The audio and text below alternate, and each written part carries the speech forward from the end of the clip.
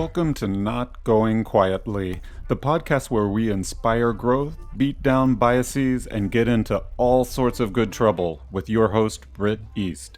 No topic is off limits as we explore ways to help everyone leap into life with a greater sense of clarity, passion, purpose, and joy. So get ready to join us for some courageous conversation, because Not Going Quietly starts right now.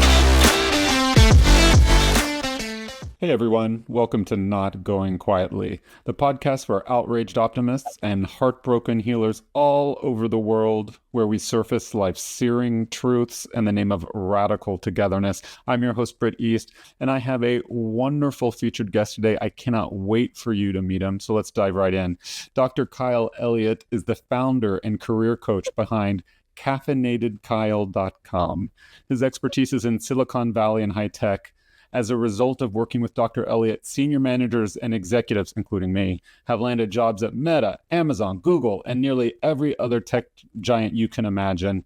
Kyle, welcome to the podcast. How the hell are you today? I am doing so well. I'm excited to be here. I think this is the first week I don't have travel in the last month and a half. So it's nice to just be grounded here. I'm in Santa Barbara, California, and just be grounded for the week and be speaking with you to start my week. Yeah, well, it's been way too long. I'm so excited you're here. I'm thrilled to dive in. Something I've always wanted to know about you.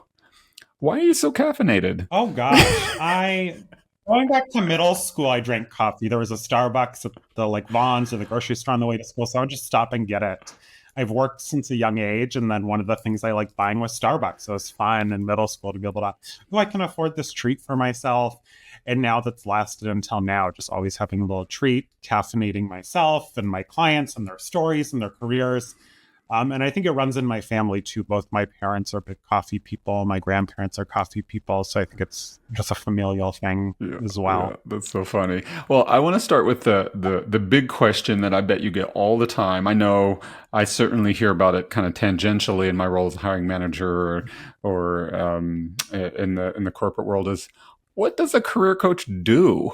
What is a career coach? And tell us some about how you got your start. Yeah, my partner and I share a ride. So I take a lot of Uber, or we share a car. So I take a lot of Uber rides. So I've had a lot of time to think about this. And every time I share, they're like, that's interesting. So you're a recruiter. No, I'm not a recruiter. I work with job seekers. So typically when someone's looking for a job, they reach out to me.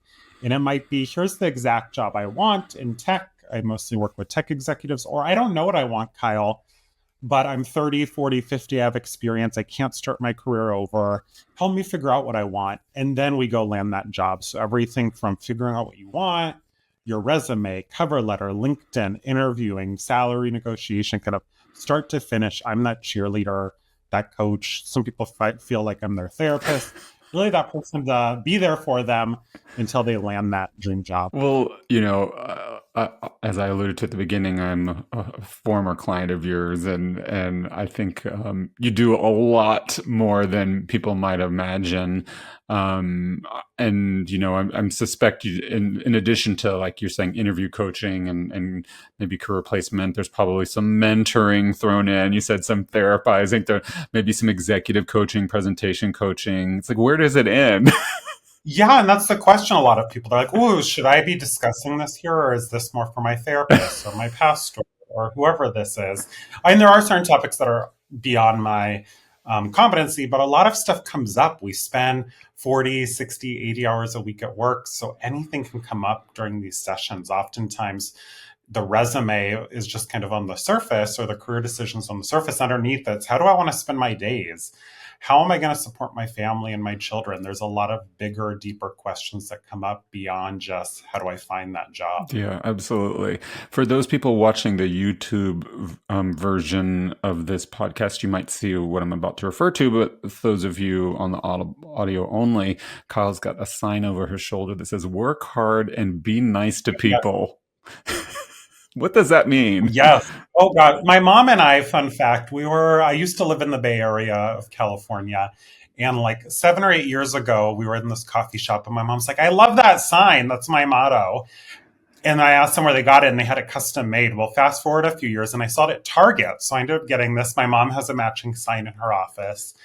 And I think that's a lot of my work with people, like putting in that intentional effort to land that job, figure out their career, improve their leadership or communication skills, bolster their confidence, is putting that intentional work in and then being nice along the way Yeah. as well. A lot of the Yeah. clients I work with are focused on social impact and making a difference in the world. My therapist does not like the sign though.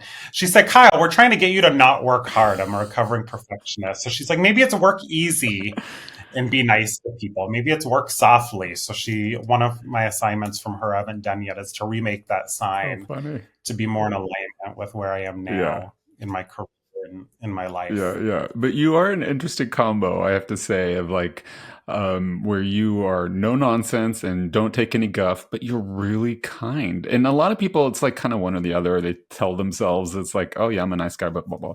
But no, like you're one of the kindest people I've ever met. But you don't take any shenanigans. I can speak from personal experience. Thank you. I appreciate that. One of my mentors, Jill Katz, she's like, Kyle's going to hold you against the wall until you like address this, but he's going to do it nicely, but he's still going to hold you against the wall and say, we're going to deal with this and navigate it. Yeah. And I find people need that. They need someone in their life who can hold them accountable, can uncover those kind of deep questions that they don't have answers to and do it in a direct, compassionate, caring way. And that's my goal of when Yeah. working with people. Yeah, one of this question is going to sound a little funny, but I believe in you have to see it to be it. And so, one of the things I like to do with some of our guests who have a really rich background in terms of educational training and expertise is kind of showcase that slightly. You do a wonderful job on your website with that. You have one of my favorite websites of anybody I've worked with. And I would like for you to just kind of tell your story about how you became a career coach, maybe include some of your educational credentials, not to prove yourself, but so other people can be inspired that they could be the next Kyle. Yes, I love sharing my story. As a career coach, I'm always interested how people got into what they do. And for me, it's interesting as well. I started on Fiverr. I literally charged $5 to review a resume or your LinkedIn about section. I would write it. And if I could do like 4 an hour, I made 20 bucks. Fiverr took their cut. So I made like $15 an hour, which when you're in college, this was 2013, 2014 was impressive. And my dad, he's like, okay, now what? And every time I had a wait list, he suggested doubling my prices. So it went from 5 to 10, 10 to 20. I got a lot of clients on Craigslist, Facebook at the time, and it just kept growing. And maybe 6 years into this, I decided to leave my full-time job to dedicate 100% of my energy and effort to this. And found out I really had this passion for coaching. I mean, I had wanted to help people maybe run a hospital, run a nonprofit, do fundraising. And then I realized there's this way where I could help even more people by working with these leaders. And over the last 4 or 5 years, really switched to just coaching these executives who are making a difference Now, in the world. And then I love learning. So I've been learning a lot along the way too. yeah, yeah, that's really impressive. I mean, that you had such vision as a student, you were able to leverage that into a career, a business, a full-time job, the convergence of all those skills, Mhm. the entrepreneurship, the education and training in your specific area of expertise. I mean, that's really impressive, and I think you're going to inspire a lot of people in the audience there. So, what kind of people do you work with? You've kind of like talked about, alluded to a little bit. Tell us some more about who would be a great client for Kyle. So the demographic is typically senior managers and executives in tech, Silicon Valley, these other really competitive spaces. But the overarching umbrella is typically people are making a change. And it's not someone like, oh, I'm a VP of product at Meta. I want to be a VP of product at Amazon. Those people are lovely and I can help them, but it's really people making a change. Maybe their confidence is in the way, communications in the way, they're stuck somewhere and they say, I want something different, but I don't know what it is or how to get there. And there's something blocking me. So it's more than just the strategy. It's really that getting unstuck and figuring out what's special. I call it what's fabulous about them, figuring that out and then helping them leverage that throughout their job search, their career, and really just owning it in life. Oh, wow, that's amazing. I'll share that I came to Kyle when I was going through a career change and reassessment and trying to figure out what I wanted to do next. I had these multiple threads I was working through between my queer advocacy work, the book that I wrote, the speaking engagements and podcasts and all that kind of do. It felt like one life. And then a very different life felt like my corporate career. And I was actually quite closeted. And in a strange way, I think people would be stunned. I've worked for a bunch of homophobic companies. I mean, virulently mean homophobic companies. So I made pragmatic choices, like I bet a lot of listeners have made. And so I was scared about bringing these two threads of my life together. I was scared about taking up space, being more authentic, and real with people, and what that cost might be at the end of the day.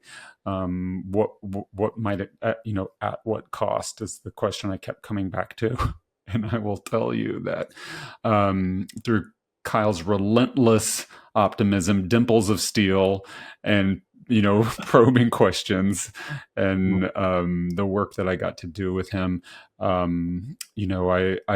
been able to come out in a way I never thought possible. A way in which the 14-year-old kid in me in 1980s Tennessee, this was beyond his wildest dreams.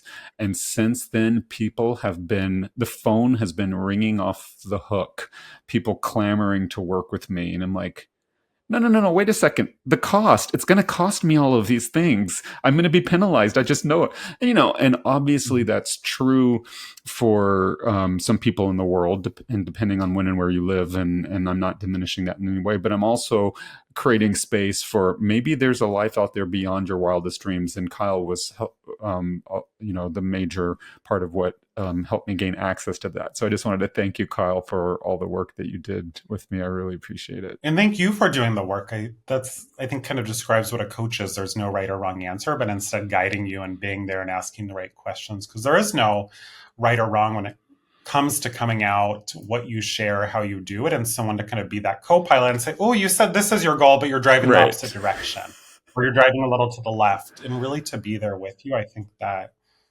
it's just so powerful, the story you share, where you are now and the impact you're having. And to cut through the butter, it's like we can go get so spin up in our own stories, and to have somebody who's objective, neutral, and trained and educated from outside and be like, well, what about this? What about that? And like you're saying, you say you want one thing and you're doing another, and to help cut through the butter. So my next question to you, Kyle, is, why is fabulous your favorite word? Oh gosh, I think part of it's being gay. I think the gay word, or gay slanting word, and I think it really just is. I think truly something I believe, and not everyone agrees with me, is every single human on earth, even the people we may dislike or hate, is fabulous. And once we identify what's fabulous about us, once we share what's fabulous, it then inspires other people to do that as well. And oftentimes there's something that's hiding it for people. It could be some trauma, some part of their lived experience or background. And once people share that, it's so fabulous. And I get to work with these fabulous people. Like, clients are doing things, I don't even understand what they're doing. They have this enterprise cloud solution thing or whatever it might be. It's fabulous, and I don't have to know about it. I just have to help them pull out their own uniqueness and share it. That's so cool.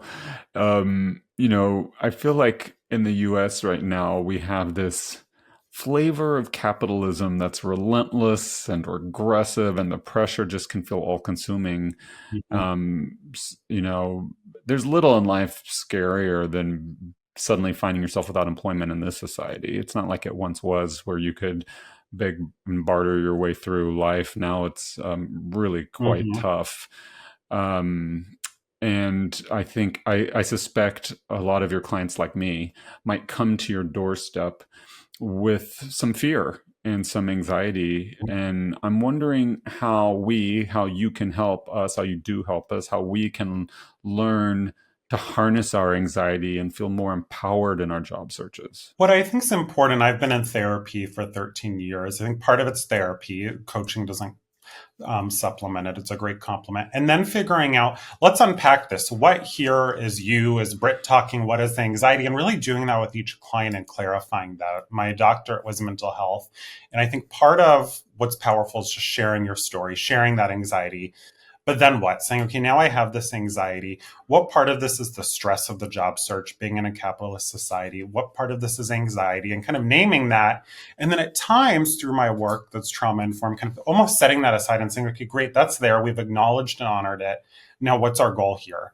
and recognizing that stress, anxiety, whatever feelings and emotions you may come up, and acknowledging them, owning them, and then moving forward as well. And that's not to say those are going to disappear, but just knowing how to navigate and process them can be really powerful. And there's few things more stressful than being unemployed, looking for a job, especially now in our labor market. So it's a lot.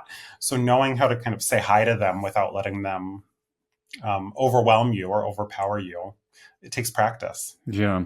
It seems like there are these exigent forces out there like social media and big data that have, at least in my opinion, adversely impacted the hiring manager experience, the talent acquisition experience, and the job applicant experience, to be sure. You just alluded to this a little bit. How has the job market and the job search process changed in recent years? There's a lot more technology. I think technology plays a bigger people think technology plays a bigger role than it does, but there is the role of technology. There's people automating their job searches, recruiters automating aspects of the hiring process. So sometimes people forget their humanity and forget, like, here's what I'm feeling. And it's all about, how do I optimize my resume? How do I reach out to the most amount of people? And sometimes that fabulousness can be being that human and instead saying, hey, how can I reach out to one person at a time? Maybe I can leverage some technology here, but how can I really remain human throughout all of this and not just get consumed in the stress of the job search, consumed in all these technical tools? And sometimes I work with a lot of tech folks, they kind of hide behind them. I'm going to spend so much time optimizing and in tech that I'm not actually addressing what's the core challenges I have, or even just applying or reaching out, because they're kind of hiding behind all this technology because it feels safe and known compared to the unknown of the job market. Yeah, and like you said earlier about like talk therapy, for instance, I think it's important to know ourselves and to be honest about our aptitudes, affinities, our strengths, our weaknesses, our shortcomings, our blind spots, and sometimes that's a tough internal assessment to do on our own. And so whether that's through indirect procedures like talk therapy, direct procedures like hiring Kyle as a career coach, I find that I have found that honesty, that kind of rigorous, and because maybe it's my background in 12 steps where you take a fearless moral inventory and you get rigorously honest with yourself for the first time, is a key part of it. And not getting stuck there, like you said, not weaponizing that internal assessment against yourself, against the world, not playing the victim card, and learning how to harness and leverage that energy. Yeah, and it's easy to get stuck in that. Those emotions and feelings can be overwhelming, and having someone say, okay, yes, we've acknowledged those. Now, what actions are going to move us toward our goals? And I think that's a coach, just saying what actions, what steps are going to move you there. And then focusing on what's in your control. I think if there's one thing for people, it's okay, here's what's in my control in the job search, in my career, in my life.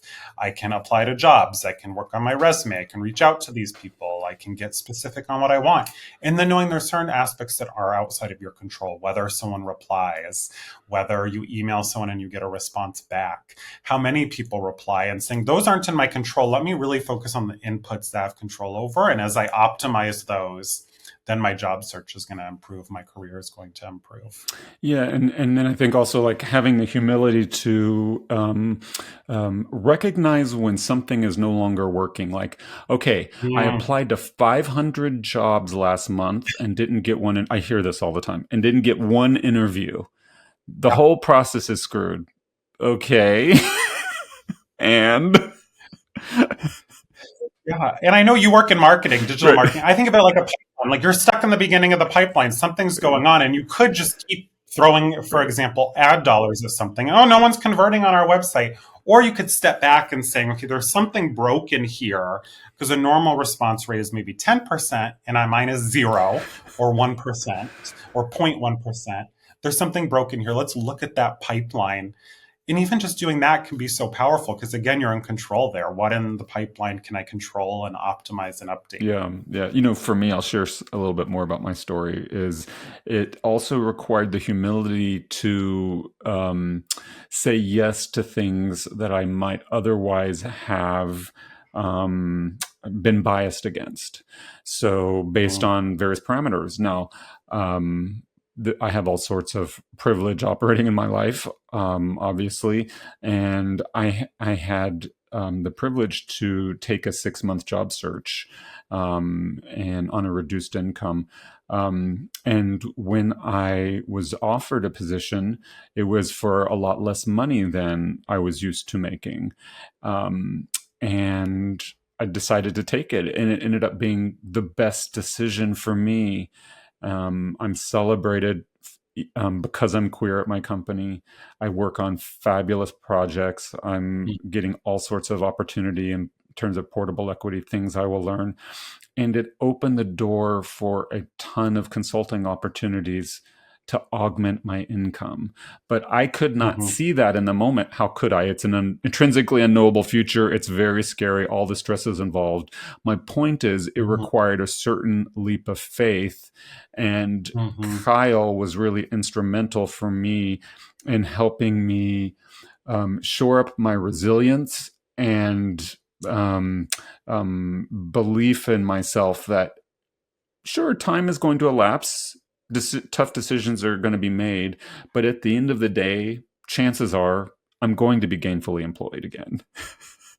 And Mhm. it just may not look like how I envision. And so staying open to the opportunities will probably serve me well. Yeah, and recognizing that there's no right answer. That's what I love here too. Instead, it's looking at these different options, saying, "Oh, I didn't even consider this. Wait, people can go to a new job and make less." Oftentimes, as I work with people who have more experience, they say it's not about the money; it's about all these other things. People recognizing and seeing me, like you said, working on these great projects and creating that solution that works for you instead of saying, "Here's what everyone's saying out there. I need to match that." Yeah, yeah.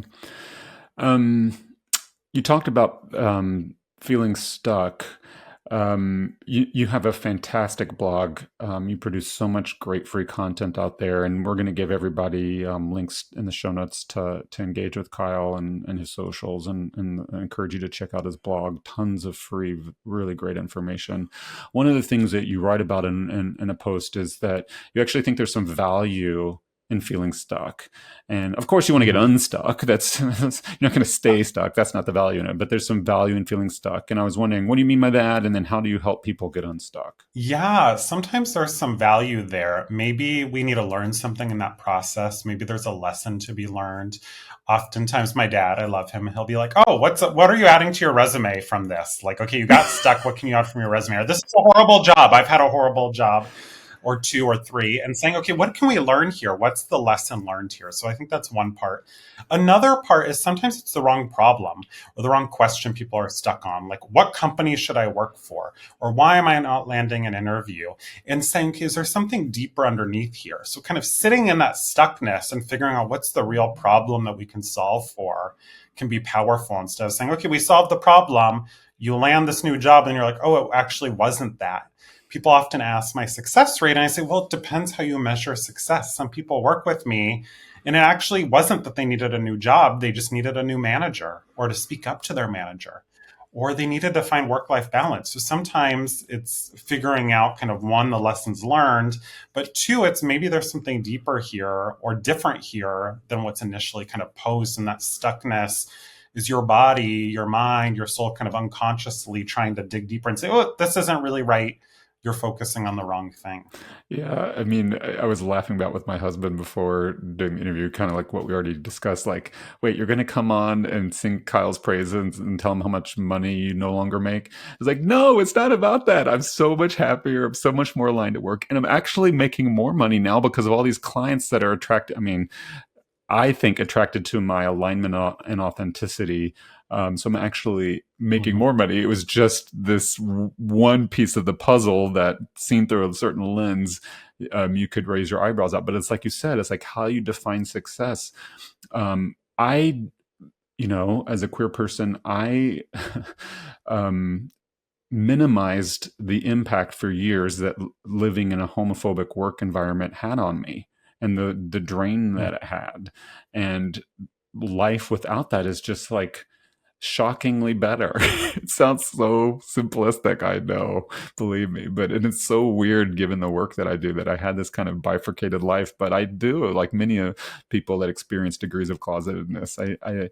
I do, and or did, and so the relief of that pressure is also what freed me up to be able to service Mhm. additional clients and to be radiant and magnetic to prospective clients and attract that into my life. And that was so much through working with you. Thank you. And I think it's that meta view, or kind of zooming out a bit and saying it's not just the career, it's not just the life. Often when I work with people, that first session is us getting clear on what are your goals, short term, long term, how does this align?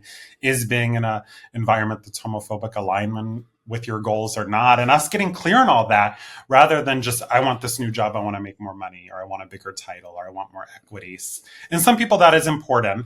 And some people, it's not the number one priority, or it can be found different ways, as you said. I've had a lot of clients will take roles that are maybe less large of scope, because then they can spend more time with their kids, or they can serve on boards, or like you, they can consult. So there's a lot of options. And when you're feeling stuck, maybe saying, hey, am I focusing on the right problem here?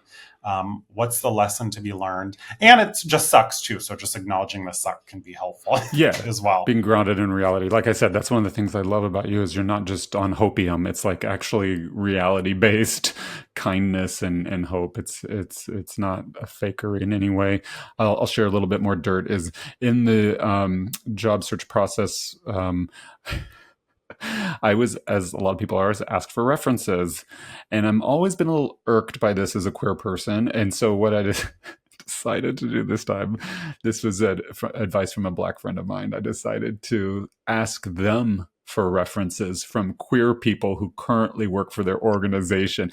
You should have seen the faces of the straight people on Zoom when I mean, the how dare yous and how, but that is where I made my decision. I actually had several job offers. I went with the lowest offer because there was the highest amount of hope in terms of the alignment of bringing all aspects of my life together. And so my question to you is, and I'm not necessarily advocating what I did because that could be controversial and there's all sorts of reasons maybe not to do it, but I'm just kind of like that. How do you advise prospective job candidates kind of suss out the lip service, separate the signal from the noise, get past the rainbow washing and the flags, and actually look to companies for a verifiable track record of success of how they're building equity and empowering queer employees? Yeah, there's whole efforts dedicated to employer branding. I work with a lot of HR executives as well, and that's part of their work, is to make it look like a great place to work. And sometimes it is a great place to work, and sometimes that's just really good employer branding. I think what you did is fabulous. It may not work for everyone. You have to be in that position of privilege of multiple offers, or worry what are the repercussions, but it can be powerful. I encourage people to do those backdoor or side door reviews and reach out to people who are at the company or who have been at the company who align with your identity, or who seem or you believe might identify with you, and say, hey, I notice you used to work here and you're openly a member of the LGBTQ plus community, or the Black community, or the Latino community. Do you mind sharing some insights about what it was like working there, what your experience was like? Similarly, when you're interviewing, you can also ask interview style questions back. When they say, what questions do you have for us? Hey, can you give me an example of how you advocated for your LGBTQ plus employees over the last year?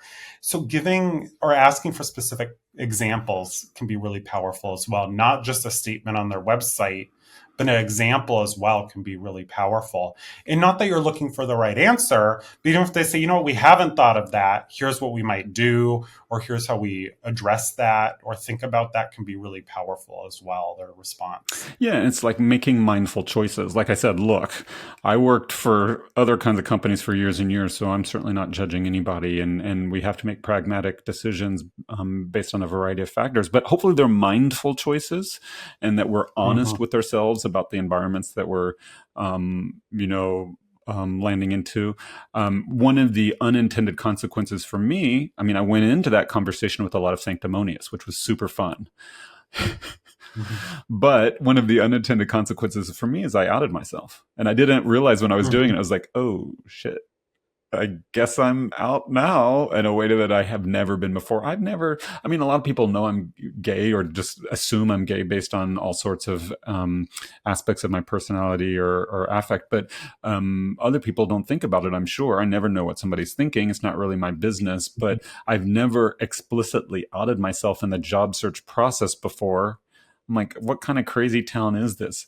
But look at the results. I'm happier, freer, more aligned, and all this kind of stuff. So, there were unintended benefits as well, but obviously that is a byproduct of that approach, and it's not going to be, it's not going to be for everybody. And requires a certain amount of chutzpah, so everybody will tailor it to make it work for them. What kind of unique issues do we as queer people face when looking for work and managing our careers? Like we kind of talked through a bunch there off the cuff. What other sorts of issues should people be aware of? I think the coming out piece comes out a lot. Do I come out? How do I come out? When do I come out?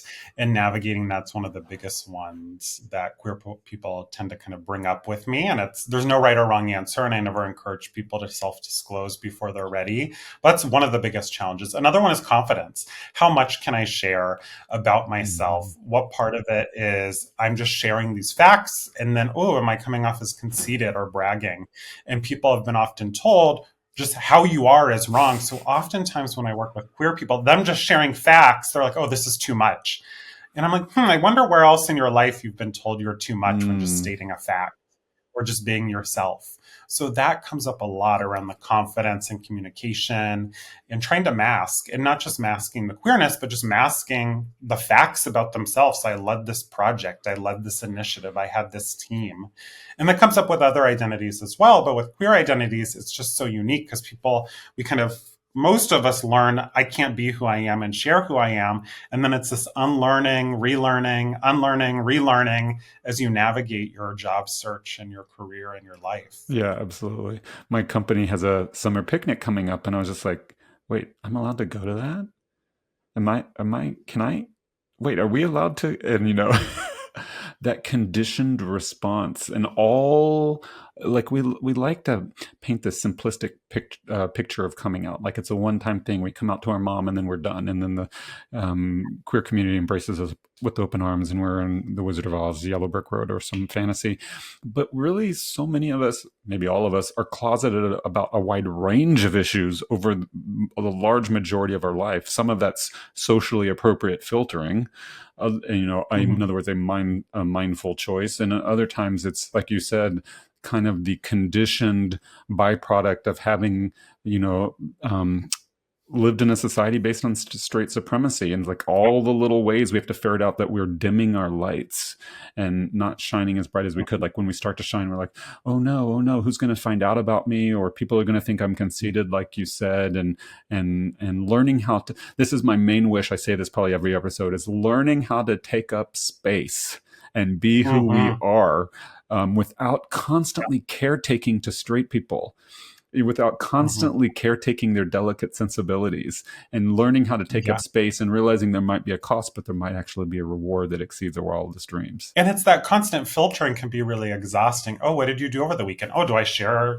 Client was worried, do I share that I went to a pride event? Or can I share that I'm on the softball league of all queer women? What if I share this and then now I'm outing myself again? So it's this constant kind of journey in wondering and filtering that I think not everyone recognizes that's happening for queer people and other historically oppressed groups. That it's challenging and there's no right or wrong answer.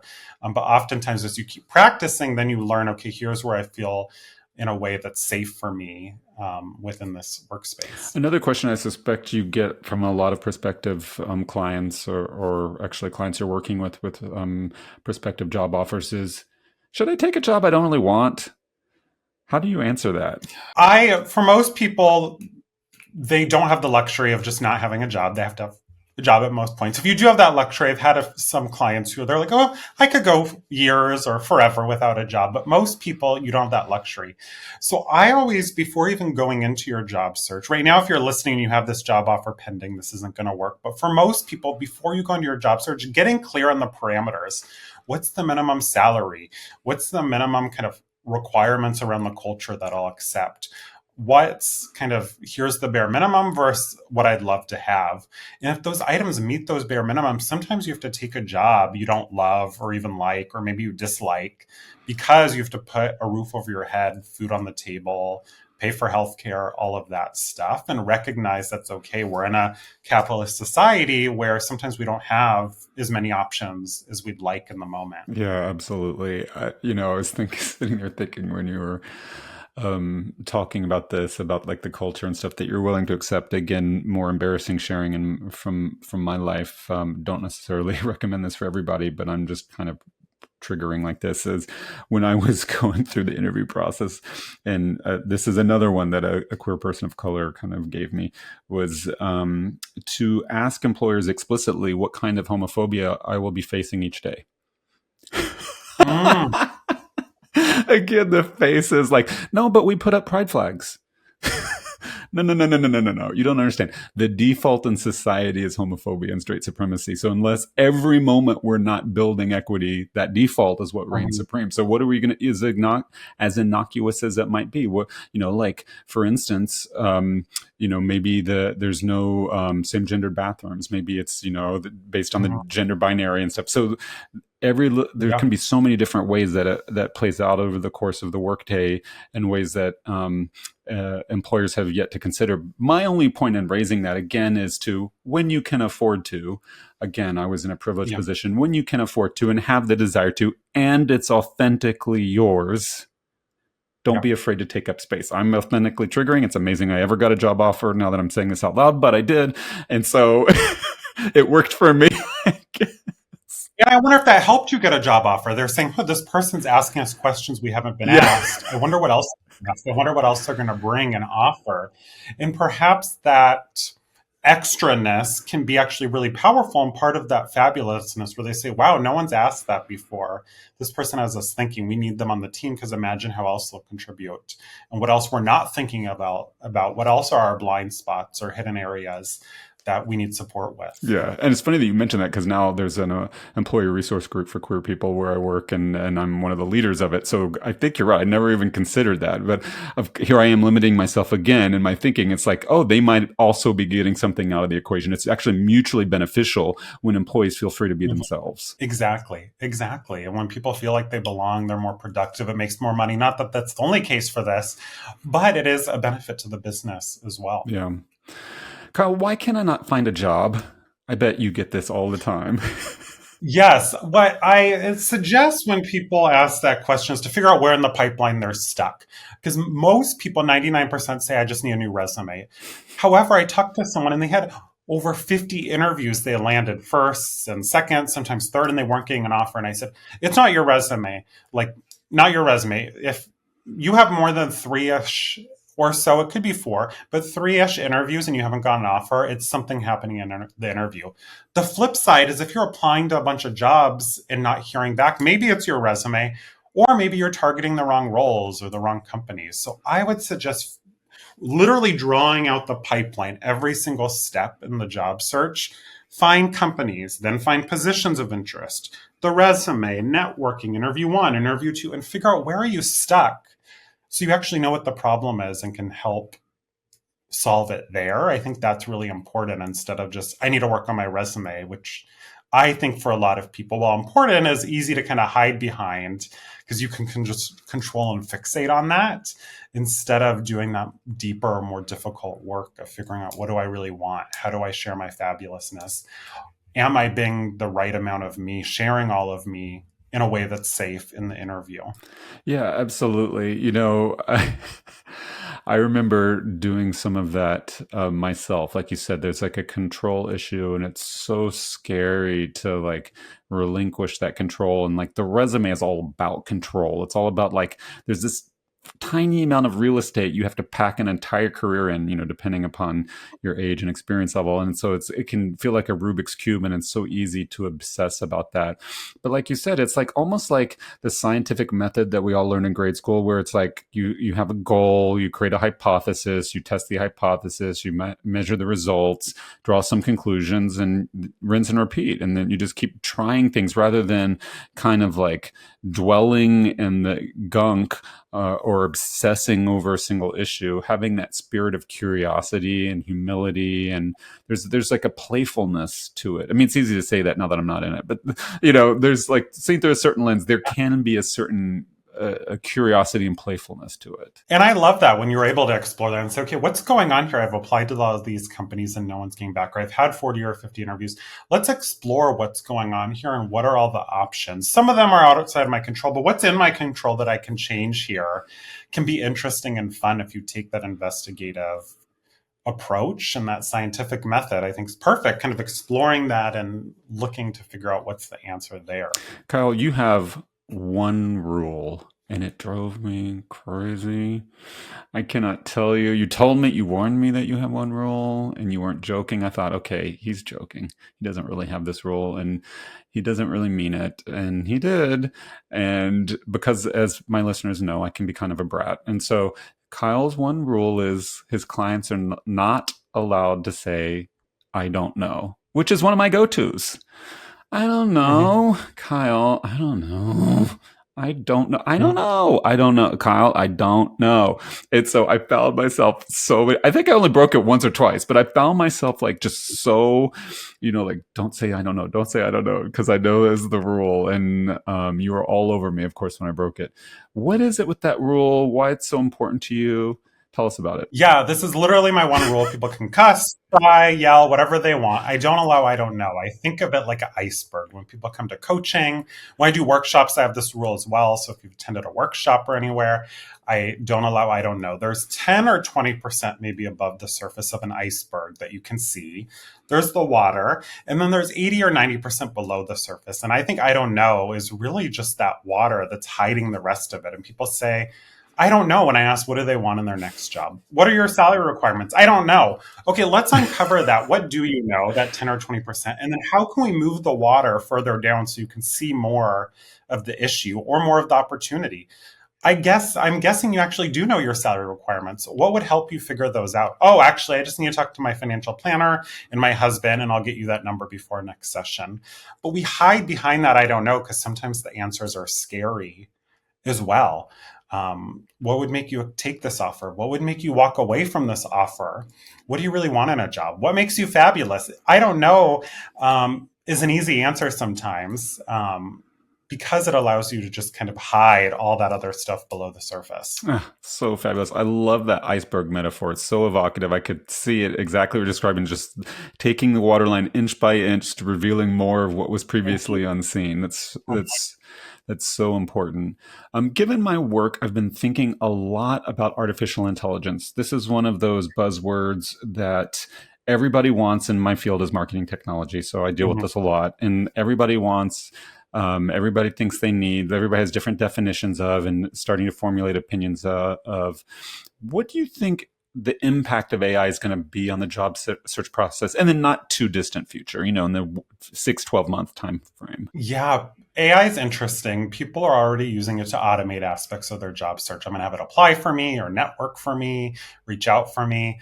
On the other side, some recruiters are using it more to then, when you submit your resume, they're maybe getting a snapshot or a summary of it, or to summarize your call that you have with them or an email you send. So I see it's going to be complementing a lot of stuff. I don't think it's going to be taking away a lot from the job search. I think when used correctly or most effectively, it's really just going to augment that job search and help people be more efficient. I've had some clients use it really powerfully. They'll have their resume and say, hey, which of these 3 bullets is most powerful? But AI is only responding to the human. You have to put stuff into it to get stuff back. So I think when used in the right way, it can be really powerful. And I think you're going to keep seeing it coming up in job search. There's going to be more aspects. Maybe that first, we're already seeing it, or that first screening call is one way. You're doing a video and they may not even watch the video. They may have AI summarize the video now instead of them watching it. So it's going to be used more, but I don't think it's going to replace the human to human aspect of looking for a job and hiring anytime soon. Boy, I completely agree. And I want to remind listeners that just because there is a capability out there does not mean it's been implemented. Believe me, this is my field. So just because some marketing slick said some AI exists somewhere in the world doesn't mean that it's in use on the job to which you're applying. I get this all the time with applicant tracking systems. Yeah, maybe there's some marketing slick says tracking systems are going to use keywords and filter people out and stuff, but I guarantee you 9 out of 10 times it's a human being. So, right. I mean, so again, like you kept coming back to earlier in the show, focus on your locus of control. What things, what Yep. aspects of the job search can you control? And you gotta let the rest go, and have faith that an opportunity, all Hmm. things being equal, generally speaking, an opportunity is going to come your way. You will be gainfully employed again. I understand it doesn't feel like that in this moment, but trust us, Hmm. you will. Kyle's has tons of clients to attest to that. And then from my own personal experience, because I certainly felt that. I mean, I literally felt, oh my God, I'm never going to work again. And it was obviously it was absurd. And I'm working more than I ever have. And yeah, I had to invest in myself, and it maybe looked differently than I thought, but here I am, and there's a lot more empowerment in that. Yeah, and to recognize you have, if you just had a job, you landed that job. And if you, even if you just look at the facts, you've kept having jobs and having, as you're listening to this, if your words say, hey, when have things just not worked out at all? Right. Usually people can't name a time. They're like, oh, wait, everything has worked out to this point. Maybe this Right. instant in particular, I'm in the middle of it. But again, everything leading up to this point has worked out. Right. Right. And recognizing that can be really Wait, powerful. you actually did that to me. I'm having flashbacks. I'm getting like major deja vu, and I was like, oh wait, I guess I'm just catastrophizing. I totally remember. And that's normal. That's our anxiety, that's our stress. And then saying, hey, I'm catastrophizing. Let me set that aside for now so Yeah. then I can focus on this. Yeah. Powerful. Yeah. Yeah. In this crazy madcap world, Kyle, what gives you hope? Oh gosh, people doing amazing work. Often when I work with people, it's not just tech executives, but it's people like you, other folks who are doing meaningful work, having a huge impact. So that's exciting for me, just seeing that humanity piece and the impact. And even with tech, how tech can change the world. I've had clients who are like, oh, I love WhatsApp, Kyle, and I want to work at Meta because this is literally the only way I can communicate with certain family members in other countries. Or other clients who are like, oh, there's internet in these 3 countries because of me, Kyle. Like people doing this amazing work, that gives me hope that there's many more people who are doing positive work and making a difference than the negative ones out there. I mean, there's still stuff that needs to be changed.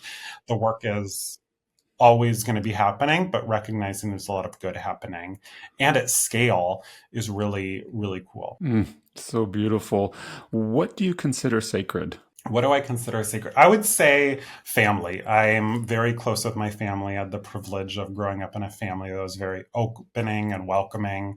Throughout my whole life, including when I came out, my partner, literally my dad, the first time he met my partner was my mom and dad's anniversary at Disneyland. And we stayed in a hotel together, my partner and I, with my mom and dad for 2 nights. And this was the first time my dad met my partner. And for a lot of people, that's not normal, not growing up having accepting parents, but even now.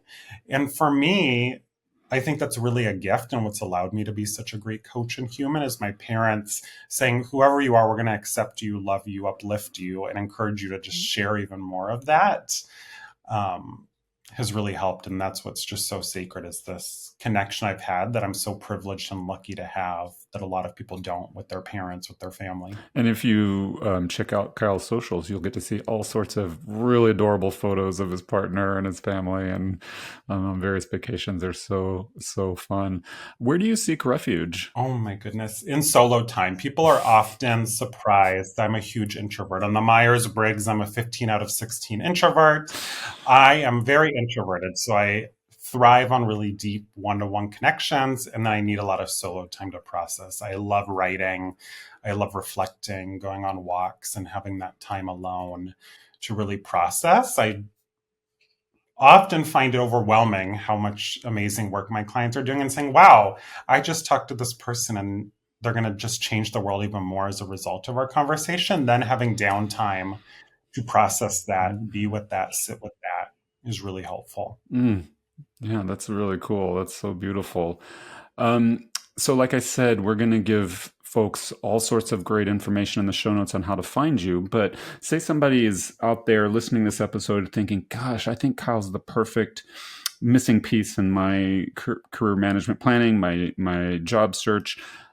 How should they know whether they're a good fit for you? What's the good first step to engage with you?